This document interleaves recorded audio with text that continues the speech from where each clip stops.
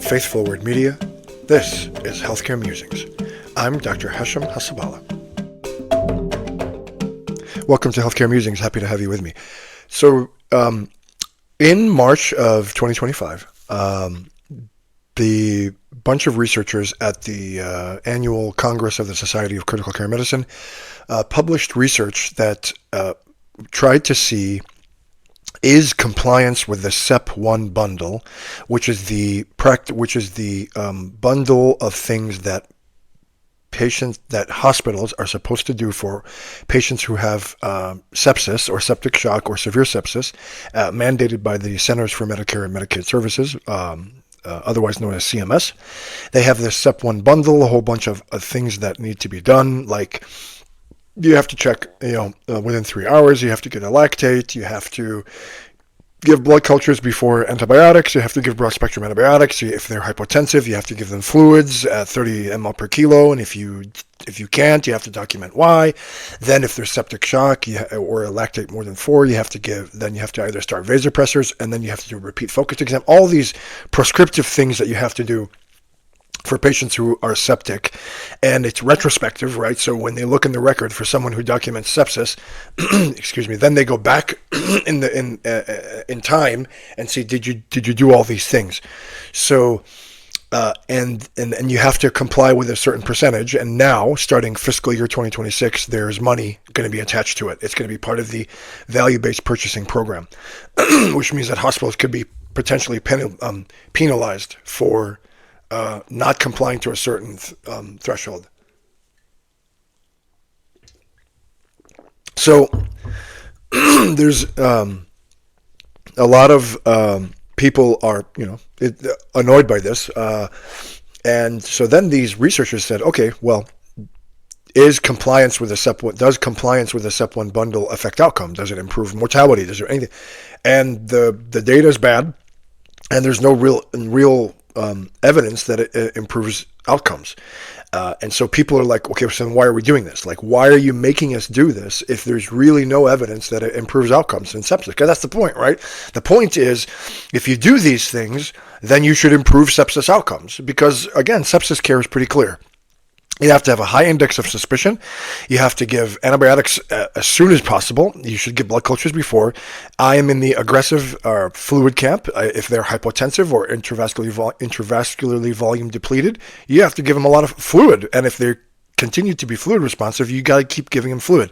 So I'm in the aggressive fluid camp, and then source control. So, if you have to find the source. If there's an abscess, you have to drain it. If there is infected pleural fluid, you have to drain it. If there's an obstructive pneumonia, you have to relieve the obstruction. If there's an infected device, you got to take the device out. So source control. So if you do, that's it. That's basically how you take care of sepsis. Sepsis care, and you do well. And so. And that's kind of what the bundle does. The problem with the bundle is if you just miss one thing by 1 minute, you're out, right? If you give 29.9 cc's per kilogram fluid bolus, you're out, right? Unless you document why you couldn't give 30 ml per kilo. If you checked a lactate at 3 hours and 1 minute, you're out, and it's all or none. And that's the problem. That's the issue with the bundle. That's why a lot of people are frustrated with it. And so, and if it doesn't affect outcome, what are we doing? At the end of the day, it doesn't matter, right? So CMS is mandating it. Now money is on the line. And so we can rail all we want about it. We have to comply. Otherwise, there's going to be money left on the table. And just so you know, the place where I work, and I work at a lot of places, we do sepsis really well, right? So we have very good compliance with our with our sepsis bundle in the places that I work. So it's not, I share some of these frustrations with the bundle, and we do a good job. And so rather than just complain, we should start to figure out how to comply with the bundle so that we not get penalized, at least, right, for not complying with the bundle. And so the point of this episode is to kind of go over tips that I found in my practice of how you can improve compliance with a sepsis bundle. First thing I found is to turn on point of care lactate. Before you have to, a lot of places you have to go. It's a phlebotomy draw, and then it goes to the lab, and even if it's a stab, it can take some time, and that time is ticking. And you might miss on people who may be septic, but they don't, because people don't come to the hospital saying, hey, I'm septic. They come saying I'm tired and weak and nauseous, and I have chest pain, and I have rapid AFib, and all these things. So turning on point of care lactate is super helpful, right? And in one of the hospitals in which I worked, you can measure lactic on the blood gas machines. So we just turned it on. And so it's just an easy venous stick. You hand it to the respiratory therapist in the ER. There's a blood gas machine in the ER. Respiratory therapist runs it in the blood gas. You get lactic in 2 minutes. And that is huge. It makes a huge difference in being able to turn on point of care lactate. Also, if you can reflex in your lab, if it's more than 2, to automatically repeat the lactate within 3 hours, that's even better. Again, it's just automated. If it's 2.5, then automatically within 3 hours, another lactic acid is going to be drawn, ideally after intervention, to see is the intervention improving or not. That is also very, very helpful. So turning on point of care lactate and reflexing a repeat lactate if it's above 2. Second, education. It's super important to educate people about sepsis care, about the fact that you have to have a high index of suspicion. You have to be thinking about sepsis all the time because, like I said, people don't come in saying, hi, I'm septic to the ER. They don't, right? It's a whole host of signs and symptoms upon presentation, and then later gets manifested as septic shock. I remember a case that I had of a patient who came in with rapid AFib, and everyone was focused on the rapid AFib. And in fact, the patient was septic because she unfortunately had MDS, myelodysplastic syndrome, and was immunocompromised. And by the time she came to me in the ICU, she was in multi-organ failure. Unfortunately, she passed away despite everything we tried to do. Because again, people don't come in saying, "Hi, I'm septic." So, education about how sepsis presents, education about fluid resuscitation. I gave so many lectures about fluids. I'm in the people. You know what my nickname was in the ICU? Dr. Hassaballa, because I was so aggressive with fluids. Now you can overdo it, right? And you shouldn't overdo it, right? But you shouldn't underdo it either, right? So. And a lot of people I see underdo it, like the 250cc bolus. Do you know what that is? A 250cc bolus? It's a cup of coffee. It literally is it's a cup of coffee, and people give that bolus over 1 hour. So I have a cup of coffee here while I'm recording.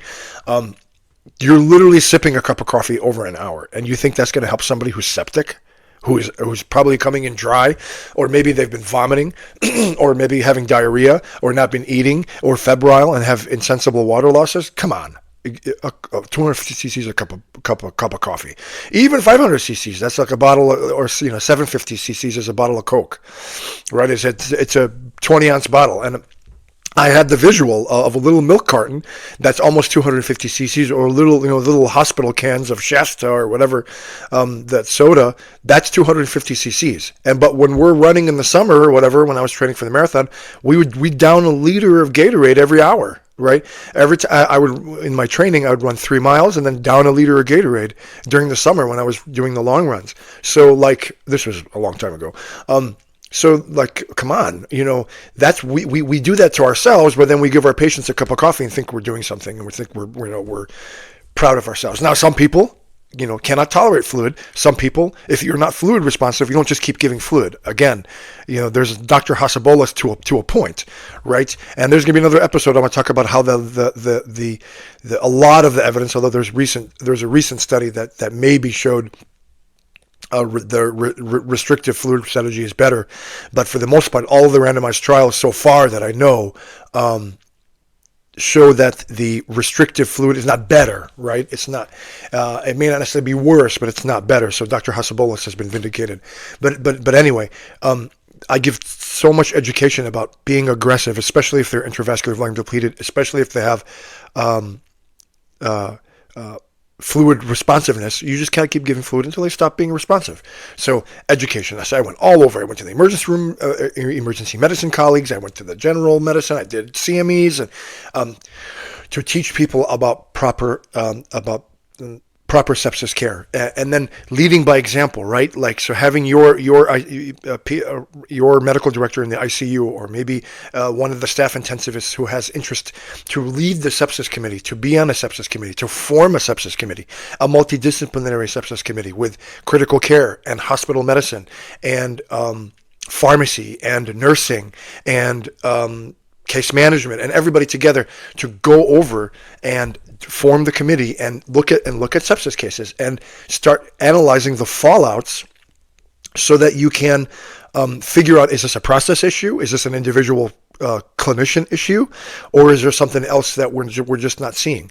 So that's also super, super helpful. And it has to be multidisciplinary. Usually the critical care team leads the effort, but not necessarily, right? But I believe the critical care team should be, if not leading the effort, should definitely be a major part of it. Also having emergency medicine colleagues, because many of the septic patients present through the emergency department, right? So it's super important to make sure a lot of the early elements of the sepsis bundle are implemented appropriately in the hospital emergency department. And so turning on point of care lactate was very helpful. Reflexing to a repeat lactate is super helpful. Education on the part of clinicians and nurses and everything about sepsis, what it is, proper sepsis care, aggressive fluid resuscitation, forming a sepsis committee, making it multidisciplinary, including the crucial clinical teams that provide sepsis care. All of those are super, super important. And then again, just with time, that passion and that desire to do well will percolate, right? And we lead by example, and that's why it's super important for the emergency medicine, critical care, internal medicine clinicians be part of the effort, and then they lead the effort, and slowly but surely you improve, you get better. You're out. Like I said, at the hospitals in which I work, we have fantastic outcomes, and we have over 85% bundle compliance. So we know how to do sepsis. So even though I share the frustrations with the bundle, we know how to do sepsis right? And so it's just important. Complaining about it won't change. Fiscal year 2026, there's going to be money tied to it. We need to get with the program and learn how to do sepsis right from now. Anyway, thanks so much, guys, for your time and attention. And until next time, Hassaballa signing off on Healthcare Musings. Thank you for listening. Sign up at healthcaremusings.com to get every episode delivered directly to your email. And please don't forget to leave a 5-star review. Thank you so much.